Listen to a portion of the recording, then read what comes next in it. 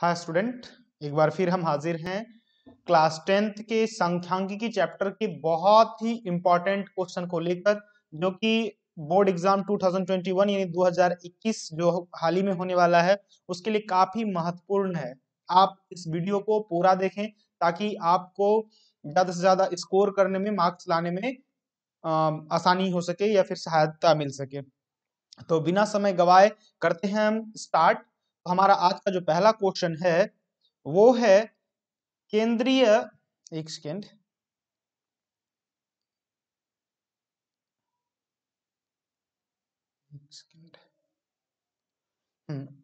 केंद्रीय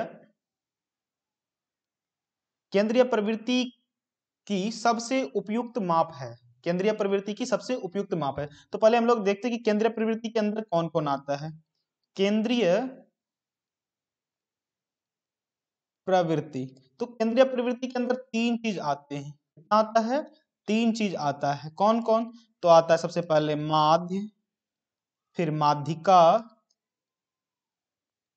माध्यिका इसको हम लोग माध्यक भी बोलते हैं, माध्यक। और तीसरा होता है हमारा बहुलक। तीसरा क्या होता है हमारा? बहुलक। तो केंद्रीय प्रवृत्ति की जो सबसे उपयुक्त माप है वो क्या है? माध्य। वो क्या है? माध्य। यानी माध्य जो है वो केंद्रीय प्रवृत्ति की सबसे उपयुक्त माप है। हाँ, तो बढ़ते हम लोग अगले क्वेश्चन की तरफ। तो हमारा दूसरा क्वेश्चन है, निम्नलिखित में कौन केंद्रीय प्रवृत्ति की माप नहीं है? तो अभी तक हम लोग पढ़े कि जो माध्य है, एक सेकेंड, ड्रॉप,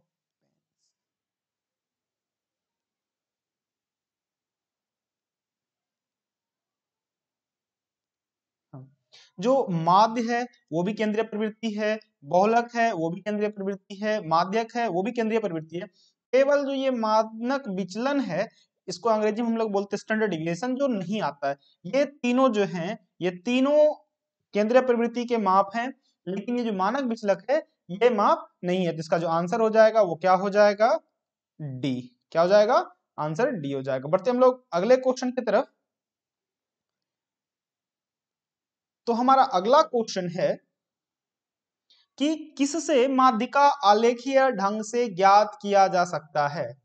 कहा गया है किससे माध्यिका आलेखीय ढंग से ज्ञात किया जा सकता है। नंबर एक, आयत चित्र, बी बारंबारता, सी त्वरण, और डी इनमें से कोई नहीं। थोड़ा हम लाइन मोटा कर लेते हैं, अच्छा रहेगा। तो इनमें से फिर से हम लोग एक बार पढ़ते हैं, किससे माध्यिका आलेखीय ढंग से ज्ञात किया जाता है। आलेख जैसे कि मान लेते हैं हम लोग के पास कोई माध्यिका दिया हुआ है, उसका डेटा दिया हुआ है, उसके हिसाब से हम लोग आलेख खींचते हैं। तो उससे हमको क्या मिलता है? यहाँ जो कटता है यही हमारा माध्यिका होता है। तो त्वरण की सहायता से हम लोग, त्वरण की सहायता से माध्यिका ज्ञात कर सकते हैं। त्वरण की सहायता से हम लोग क्या कर सकते हैं? माध्यिका ज्ञात कर सकते हैं। तो ऑप्शन नंबर हमारा क्या हो जाएगा? सी, यानी आंसर जो होगा वो क्या होगा?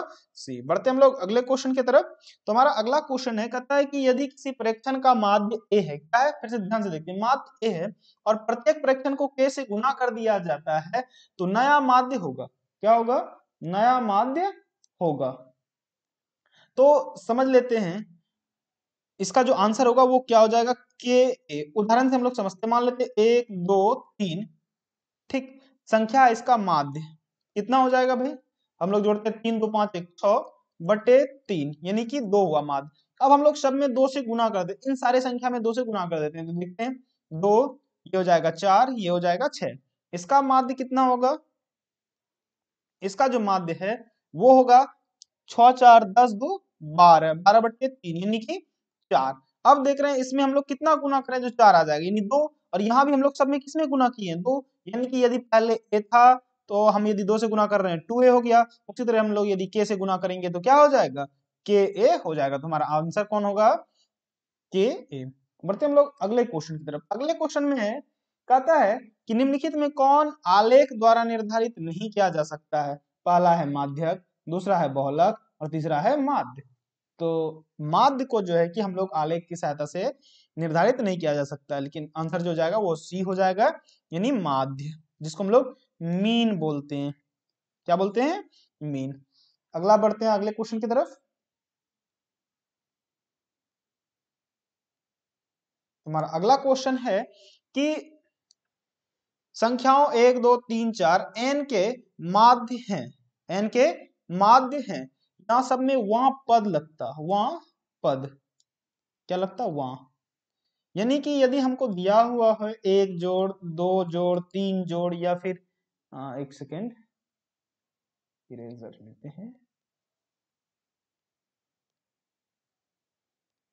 यदि हम मान लो 1 है 2 है 3 है डॉट डॉट डॉट n है, यदि हम इसको माध्य निकालना चाहेंगे क्या लिखेंगे, n प्लस 1/2 पद, n प्लस 1/2 पद। तो आंसर जो हो जाएगा वो क्या होगा, हमारा सी हो जाएगा।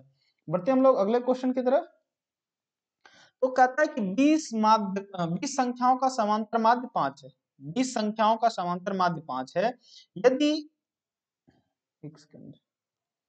20 संख्याओं का समांतर माध्य 5 है, यदि इनमें से 8 संख्याओं का समांतर माध्य 8 हो तो शेष संख्याओं का समांतर माध्य क्या है, शेष संख्याओं का समांतर माध्य क्या है।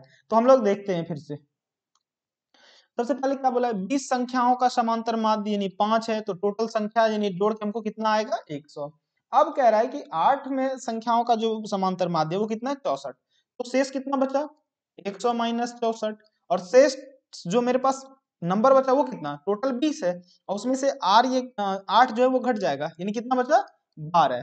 फिर से समझते हैं कि 20 गुना 5 यानी 100, यानी टोटल यदि नंबर जोड़ने के बाद हमको कितना मिलता है 100, और उसमें से 8 ही संख्या का जो योग है माध्य जो है वो 8 है, यानी ये 8 संख्याओं को जोड़े तो हमको कितना मिलेगा 64।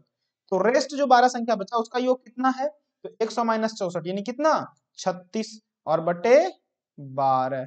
इसको यदि हम भाग दें तो कितना आएगा 3, यानी जो शेष बचे 12 संख्या का जो माध्य होगा वो कितना होगा 3।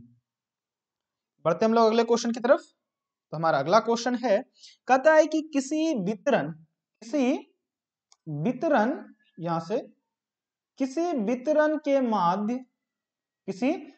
के माध्य बहुलक और माध्यक के बीच मूल संबंध है, क्या है मूल संबंध है, ये हमको बताना है। ये काफी आसान क्वेश्चन है, आई होप कि आप लोग जब स्टैटिक्स पढ़ रहे होंगे, संख्यांकिकी पढ़ रहे होंगे तो उसमें आपको जरूर बताया गया होगा कि क्या होता है। तो हम लोग जानते हैं कि बहुलक बराबर जो है कि बहुलक बराबर होता है 3 गुना माध्यक या फिर माध्यिका आप बोल सकते हैं -2 माध्य। बहुलक बराबर 3 माध्यक -2 माध्य, तो इसका जो आंसर हो जाएगा वो ए नंबर हो जाएगा। बढ़ते हम लोग अगले क्वेश्चन की तरफ। तो आज का अगला क्वेश्चन है, पता यदि किसी परीक्षण, ठीक, यदि किसी परीक्षण, ब्लैक पेन ले लेते हैं थोड़ा सा, यदि किसी परीक्षण का मान ए है, यदि प्रथम परीक्षण का मान 1, दूसरे परीक्षण का मान 2 और तीसरे परीक्षण का मान 3 से इसी तरह आगे बढ़ा दिया जाए तब इसका नया माध्यक होगा। तो इसका जो नया माध्यक होगा वो क्या हो जाएगा, बी जो है हमारा answer a plus n plus 1/2। जो आंसर होगा कितना हो जाएगा, वो हो जाएगा हमारा बी, यानी कि a प्लस n प्लस 1/2। तो याद रखेंगे इसको। अगले क्वेश्चन की तरफ बढ़ते हैं हम लोग। सॉरी, इसमें थोड़ा सा नंबर मिस्टेक है, यहाँ पे इग्नोर कीजिएगा। अब है अगला क्वेश्चन, क्या बोलता है कि किसी बारंबारता बंटन का बहुलक आलेख द्वारा निम्नलिखित में से किसे निर्धारित किया जा सकता है, बारंबारता वक्र, तोरण, बारंबारता बहुभुज और आयत चित्र। किसी बारंबारता बंटन के बहुलक आलेख द्वारा निम्नलिखित में किसे निर्धारित किया जा सकता है, तो वो आयत चित्र है। इस टाइप का एक लाइन खींच देते हैं, जैसे ऐसे हम लोग पढ़े होंगे 8 क्लास में भी और 10 क्लास में भी, बिल्कुल ऐसे करके जो होता है। थोड़ा सा राइटिंग नहीं बन रहा है पेन टैप पे लिखने में, इस टाइप का आप देखे होंगे, तो इसको आयत ही बोलते हैं ना, आयताकार चित्र। थोड़ा सा सही से नहीं आ रहा है, आप लोग समझ सकते हैं इस तरह का। तो ये कौन सा हो जाएगा, आयताकार चित्र। अगला बढ़ते हम लोग अगले क्वेश्चन की तरफ। तो हमारा अगला क्वेश्चन है, सॉरी इसमें आंसर टिक करना भूल गए क्या, हाँ लिख कर चुके हैं, 11 नंबर में देखते हैं प्रथम 3 लगातार प्राकृतिक संख्याओं का माध्य। तो प्रथम 3 यानी 1 जोड़ 2 जोड़ 3 बटे 3, तो कितना हो जाएगा इसका माध्य? 3 2 5 1 6 बटे 3 यानी कि 2। तो ये काफी आसान सवाल था बच्चा वाला, आप लोग देख सकते हैं। बढ़ते हम लोग अगले क्वेश्चन की तरफ। तो आज का जो अगला क्वेश्चन है कहता है कि 3 5 7 6 4 2 1 का माध्यिका है। माध्यिका हम लोग निकालने के लिए जब इंडिविजुअल सीरीज यानी एकल सारणी, यानी ये जो हमारे पास दिया हुआ है 5 3 7 6 4 2 और 1, इसको क्या बोलते हैं हम लोग? एकल श्रेणी बोलते हैं। क्या बोलते हैं? एकल श्रेणी। क्या बोलते हैं हम लोग? एकल श्रेणी। ओ सॉरी, क्या बोलते हैं हम लोग? एकल श्रेणी।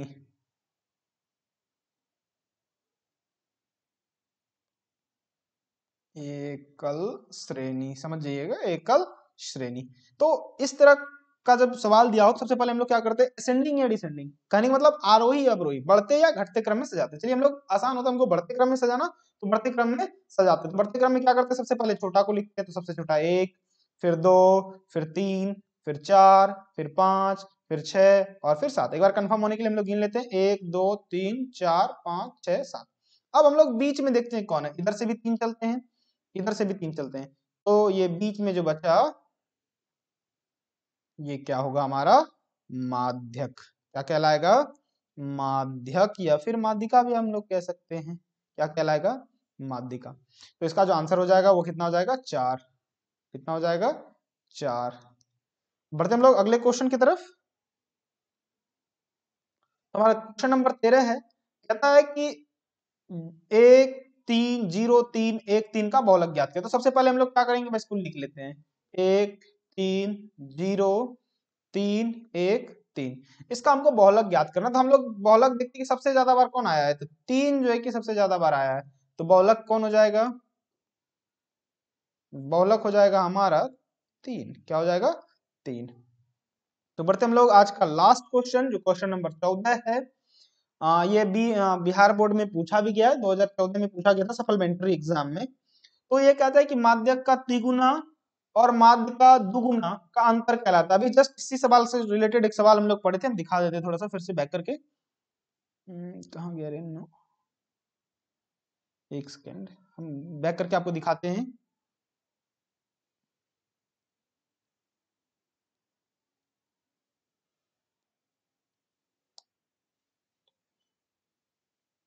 एक सेकेंड,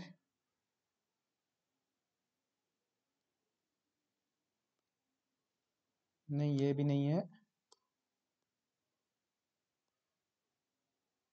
इसमें भी नहीं है। एक सेकेंड,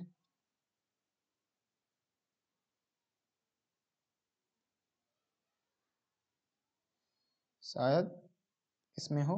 हाँ, तो देख ले कि देखिए हम यही क्वेश्चन है कि बहुलक, एक सेकेंड, जो बहुलक है वो 3 माध्यक गुना 2 माध्य का अंतर। तो यही क्वेश्चन हमसे पूछा गया है लास्ट में कि कहता है 3 गुना किसका? माध्यक का, और माध्य का दुगुना का अंतर कहलाता है। क्या कहलाएगा भाई? बहुलक। चूंकि बहुलक बराबर होता है 3 माध्यक, 3 गुना माध्यक घटाओ 2 गुना माध्य। तो ऑप्शन नंबर हमारा क्या हो जाएगा? सी, यानी कि बहुलक।